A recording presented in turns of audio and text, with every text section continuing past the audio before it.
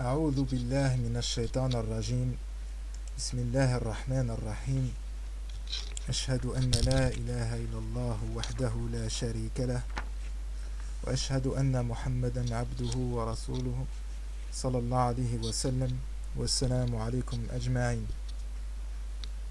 Pour cette seconde partie, je voulais citer un peu plus de peuplades et donner des exemples de ce qui aurait pu se produire à travers le temps. Vous avez par exemple à l'époque de l'ancienne Égypte, hein, enfin pour savoir ce qu'ils s'étaient déjà et ce qu'ils auraient pu être lentement dans le temps, donner un peu plus d'exemples de différentes déferlantes. Il y a eu celle de ceux qu'on appelle le peuple de la mer, qui étaient des gens qui descendaient bien sûr de tribus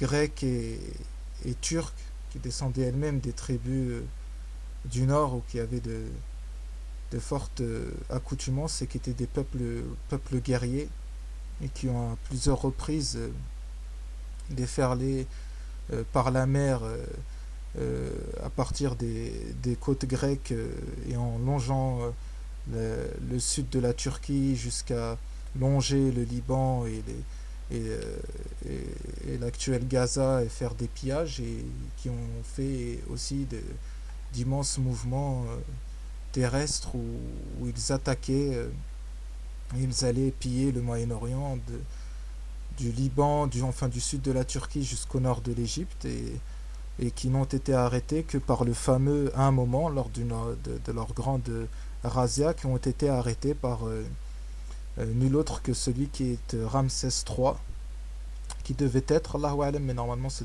doit être lui, le pharaon noyé, celui qui est cité dans le Coran. Donc on sait que après on peut trouver différents exemples, mais c'est juste pour vous montrer déjà qu'à l'époque de l'ancienne Égypte, il y avait des peuples qui venaient du nord, on l'a appelé en l'occurrence le peuple de la mer, mais qui avait des caractéristiques guerrières et des ascendances avec la zone que je citais en premier lieu, qui fait tout le tour de la mer Noire et qui comprend la Turquie aussi, et la Macédoine, la Grèce, et qui est pour la partie, dira-t-on, occidentale de Gog et Magog. Donc si on va encore plus loin dans le temps, on peut voir aussi que les Hittites, qui sont leurs descendants aussi, qui sont en partie des gens qui ont le gène caucasien, ont fini par prendre le pouvoir en Égypte, et ce qui a fait que les Égyptiens sont devenus de plus en plus blancs, le Cosémite. C'est un exemple aussi du fait que Gog et Magog, à travers différentes razzias dans le temps et des mélanges, finissent par vaincre et par se mélanger à la population en fait. Ce qui donne encore min kulli hadhabin yansilun.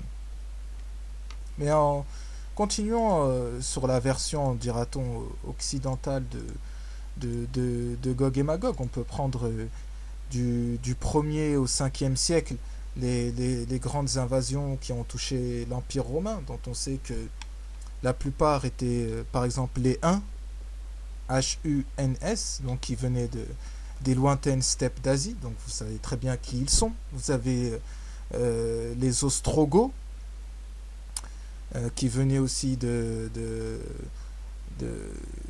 l'actuelle Ukraine. Vous avez les Visigoths aussi, qui ont saccagé Rome. Vous avez le peuple des Vandales qui a saccagé aussi toute la France, l'Espagne, l'Afrique du Nord, après qui se sont établis aussi à Carthage et qui étaient devenus des peuples marins. Après, vous savez que on peut aussi définir la différente piraterie qu'il y avait en Méditerranée par des peuples qui descendaient de Gog et Magog. Donc il faut savoir aussi qu'on peut les repérer parce que ce sont des peuples qui deviennent marins aussi. Quand les choses l'imposent, ils sont d'excellents cavaliers, d'excellents stratèges et de bons marins, mais ils détruisent tout sur leur passage. Vous avez l'exemple aussi des Alains, Alains, qui est un peuple aussi qui vient du Nord Caucase et de l'actuelle Ukraine et qui attaquait systématiquement la Macédoine, le nord de la Turquie, qui essayait de passer et qui réussissait quelques infiltrations par deux passes montagneuses du Caucase, euh, à savoir si à cette époque-là la muraille d'El Qarnayn s'était effondrée, parce qu'on parle d'à peu près le 5e siècle. Le Nabi alayhi salatu wassalam, qui date du début du 7e siècle, c'est-à-dire du début des années 600, est un homme qui disait que à son époque, alayhi salatu wassalam, la barrière de Gog et Magog avait déjà été ébréchée. On voit que effectivement à cette époque, euh, surtout au premier siècle, il y a eu effectivement des déferlantes du peuple des Huns à travers le Caucase sur l'actuelle zone kurde, et qui déferlent aussi par la Grèce, plus tard au-delà du 3e et du 5e siècle, qui déferlent sur toute l'Europe. Donc qui sont aussi des peuples qui sont composés. Après ça se mélange, vous avez tous les Ostrogoths, les Visigoths, les Alains, les Vandales, mais ils ont tous la même racine en fait. Ils viennent tous du même endroit, c'est-à-dire d'autour la mer Noire, d'autour du Caucase, et puis ils se propagent d'un côté vers l'ouest. Et vous avez une autre partie qui va plus se propager vers l'est. Vous avez de ce qu'on appelle communément les Gokturks, c'est-à-dire les Ya'jouj turcs, si on veut prendre littéralement la signification, les Gokturks de l'Est. Et vous avez la dynastie Tang qui les a fortement combattus et qui, à la fin, a dû se mélanger et qui a fait... Enfin, à la fin, ils se sont mélangés. Ils sont certes vaincus, mais ils se mélangent, si vous voulez. Le combat contre Gog et Magog de cette époque-là, parce que le sujet c'est que sont-ils devenus, est un combat qui mène vraiment à les vaincre, mais à un moment à faire qu'on se mélange à eux. C'est-à-dire vous prenez une partie de leur territoire, vous êtes obligé d'en faire certains comme esclaves, captifs, et cela fait qu'ils se mélangent à la population. Donc ça c'était pour ce qu'il pouvait être à l'est et à l'ouest, citer quelques peuples de plus, quelques déferlantes qu'ils ont fait. Donc quand on cite les endroits, vous voyez toujours là où c'est, hein. Vous avez l'Europe centrale, ils sont arrivés jusqu'en Afrique du Nord, ils sont arrivés jusqu'à la lointaine Inde, min kulli hadabin yansilun, c'est-à-dire que après pour certains ils deviennent nomades, sédentaires pardon, et ils s'établissent, mais dans des contrées qui ne dépassent jamais toutes celles que j'ai citées, c'est-à-dire du nord de la Grèce, de l'Albanie, la Macédoine, tout ce qu'il y a autour de la mer Noire, le nord du Caucase, le nord de l'Iran, le nord de l'Afghanistan, du Pakistan, jusqu'au nord de la Chine. Tous ces peuples-là viennent tous d'une même racine, d'une même origine, qui est autour de la mer Noire, autour du Caucase. Ya'jouj wa Ma'jouj. Puis ils se mettent à déferler par chaque lignée, puisqu'ils ont des noms différents. Min kulli hadabin yansilun. Et en plus, ils ont par caractéristique d'être nomades, donc ils ont besoin de se déplacer en grande foule et de se mettre dans des endroits sûrs. Et les endroits les plus sûrs pour mettre une foule, c'est pas des camps militaires là-bas, c'est des gens qui sont vraiment qui trouvent refuge dans les zones montagneuses. Ce qui leur donne aussi, comme les gens insulaires, une espèce de vision farouche de préservation de leur territoire. Et puis quand ils n'ont plus rien, ils font des pardon, quelques razzias.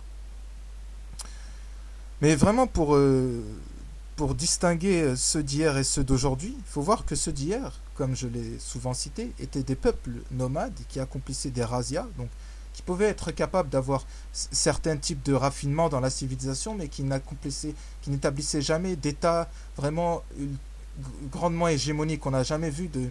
Bon, à part, comme je me suis un peu contredit en citant l'Empire romain et tout, et certains autres empires, mais en fait, si vous voulez, quand vous prenez les premiers temps de l'Empire romain jusqu'à sa fin, vous voyez le temps qu'ils ont mis pour le temps d'expansion et le temps qu'a duré l'Empire romain, je suis désolé.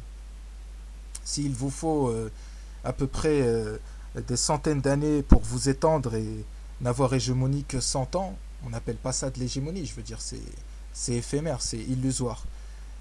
Mais lorsque l'on voit que, aujourd'hui encore, on prend en exemple tous les peuples que j'ai cités, et qui aujourd'hui se trouvent être exactement en train d'habiter aux mêmes endroits. Donc si vous prenez par exemple tout ce qui est autour de la mer Noire, la Turquie, l'Iran, toutes les anciennes républiques soviétiques, la Chine, l'Inde, ce sont des centaines effectivement et des centaines de millions d'hommes prêts à déferler avec des capacités économiques extraordinaires. Militaires bien sûr, le nombre j'en parle même pas, et le mélange ethnique qui fait que pour certains, à tort, ils pensent, je le crois, que ces gens-là sont ne sont comparables qu'aux Chinois, ce qui est totalement faux.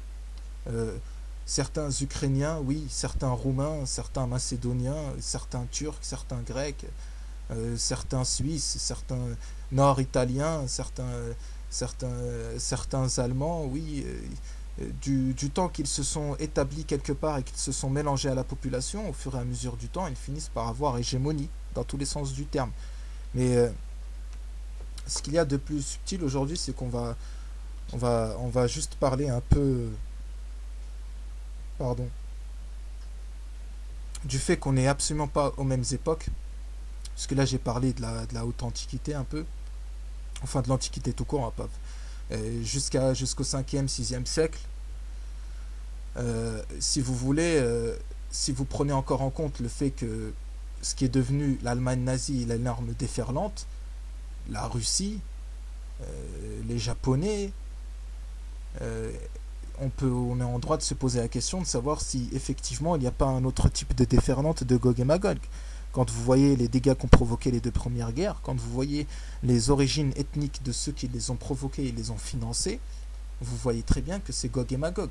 Mais s'ils sont peu nombreux et qu'ils ont toujours les mêmes capacités de corruption et de razzia, c'est qu'ils ne vont raisonner que par la violence. Et on le voit par l'atrocité de ces deux conflits. Mais aujourd'hui, il y a une nouvelle chose qui change, une nouvelle donne, et qui doit être mise en corrélation avec un hadith que j'avais cité, et qui dit que Gog et Magog déferleront quand Isa ibn Maryam aura tué le Dajjal.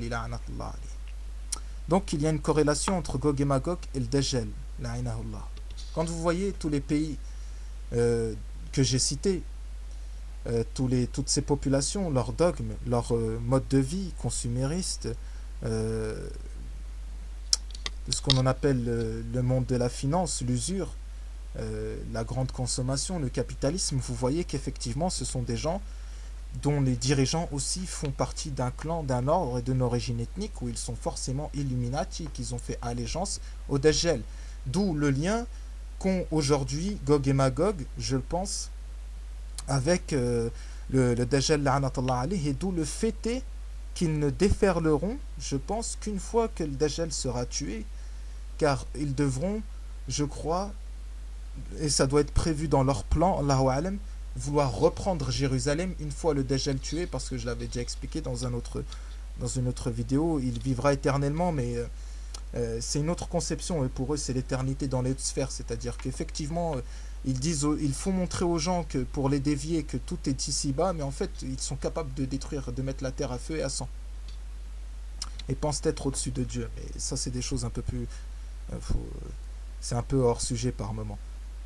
Mais je pense que le lien est là, et dans le mode de vie de Gog et Magog d'aujourd'hui, dans la qualité, entre guillemets la qualité, c'est-à-dire de quel type sont leurs dirigeants, sont effectivement des gens qui ont fait allégeance au Dajjal et Allah, et d'où le lien, je pense, qu'il y a entre le Dajjal et Gog et Magog, ceux d'aujourd'hui, au-delà bien sûr des capacités économiques, militaires, le nombre effarant, et les mélanges ethniques qui font qu'aujourd'hui, bien sûr, ils deviennent pour certains difficilement reconnaissables, mais quand on voit les origines ethniques, encore une fois, le comportement, les allégeances dans le mode de vie, on comprend qui est Gog et Magog. Ce dont je voulais en venir aussi, c'est un autre hadith que les gens ont peut-être du mal à comprendre, c'est celui qui concerne les flèches qui vont atteindre ceux qui viennent des cieux ou ceux qui viennent attaquer les gens des cieux. Vous savez, comme je le disais, sans faire conflit, sans faire excès de complotisme, que les gens savent pertinemment que l'une des ruses fatidiques du Dajjal en généralité est de faire croire que justement ces mêmes entités divines qui servent d'intermédiaires envers un Dieu unique, qui a plusieurs substances entre guillemets, qui s'incarnent en plusieurs choses, sont des créatures qui sont extraterrestres et qui viendraient d'un autre monde, donc d'une autre dimension, et que on a effectivement entraîné psychologiquement les gens à travers des décennies par le cinéma, les séries, les publicités, les allusions à une attaque extraterrestre, à être accoutumé aux extraterrestres. Enfin, c'est plutôt juste pour avoir une accoutumance envers les shayatines,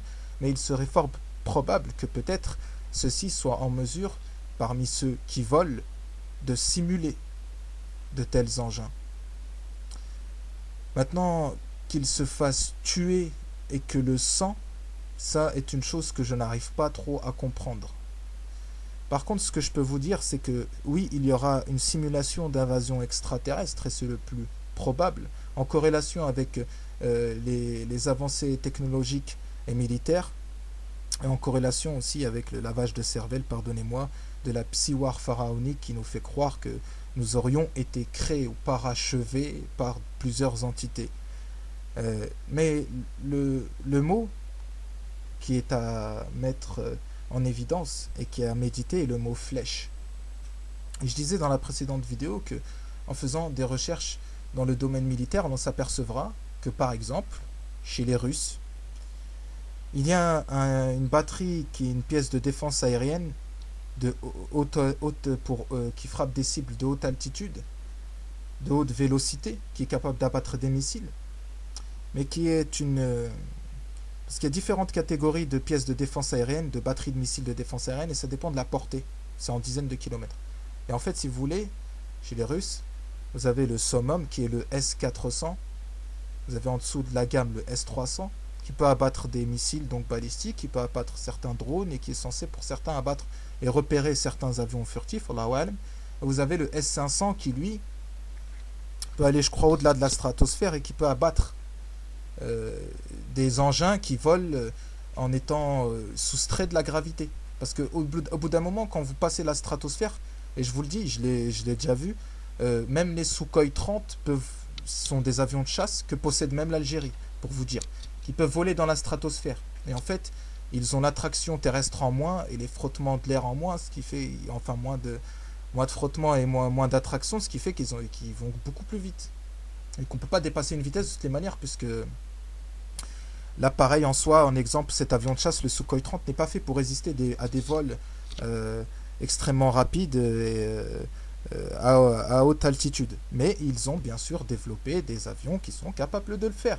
Donc quand vous les verrez d'une taille impressionnante au-dessus de vous, par simple effet d'optique, ils seront plus petits, ils iront plus vite certes, ils seront facilement des cibles pour qui? Pour ceux qui ont les batteries de missiles adéquates pour pouvoir les abattre.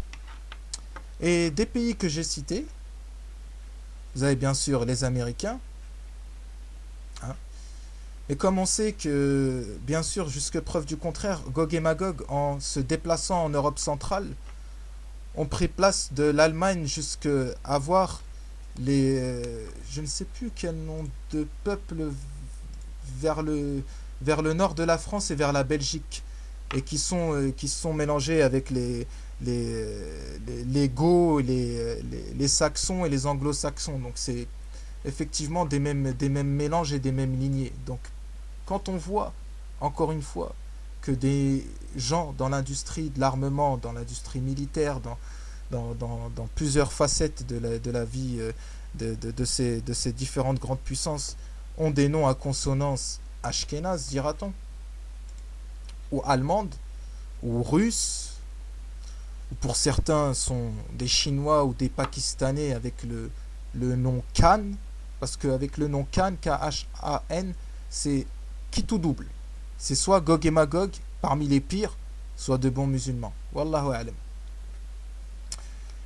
Donc oui, vous avez les Anglais, les Américains, qu'on sait d'où ils viennent.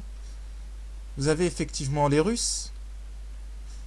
Vous avez l'État hébreu, bien sûr, qui est la couronne. Hein. C'est la couronne, donc celle qui commande.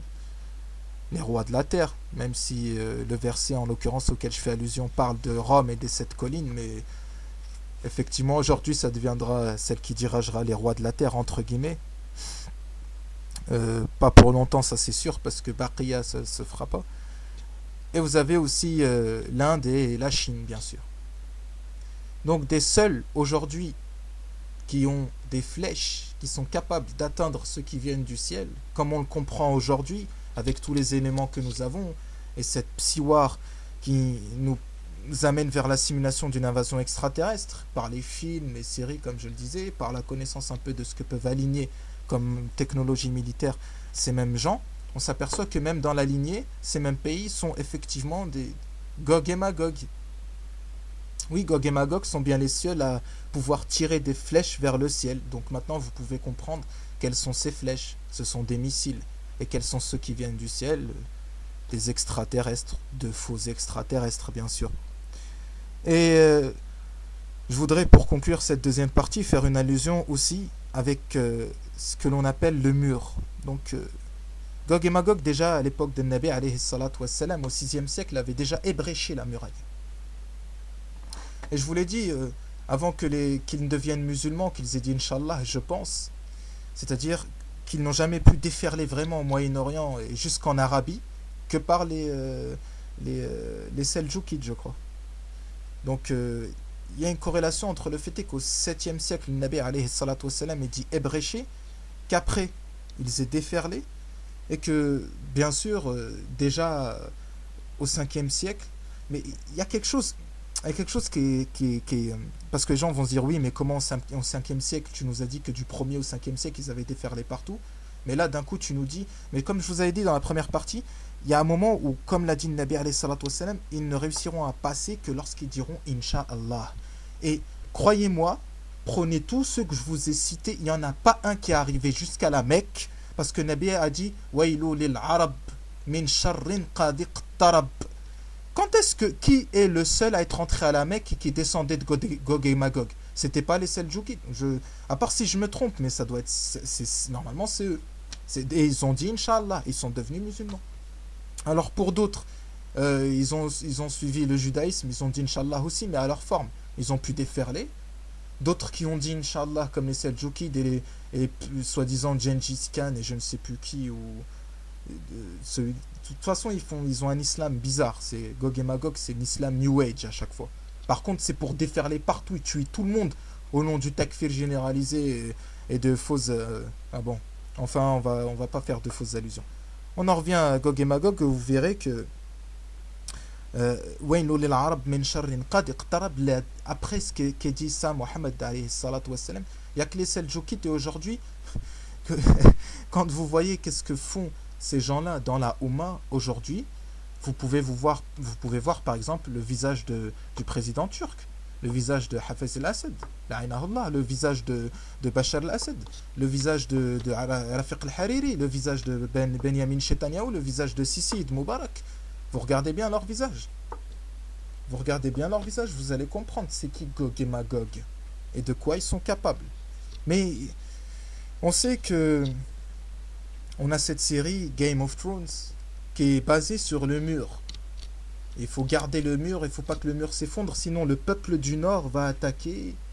Et vous savez que dans la Torah aussi, le peuple du Nord doit attaquer, et le peuple du Nord est Gog. Et aujourd'hui, ça peut être que les Russes ou les Turcs. Donc en corrélation avec d'autres vidéos sur les vraies nations, et j'ai oublié le titre, Faux État et Vraie Nation, et celle sur la Doula aussi. Donc ce mur-là est un mur qui est symbolique aussi du fait que Dieudonné récemment avait fait un spectacle qui s'appelait Le Mur. Il y a un mur, et ils le savent, qui sépare Gog et Magog.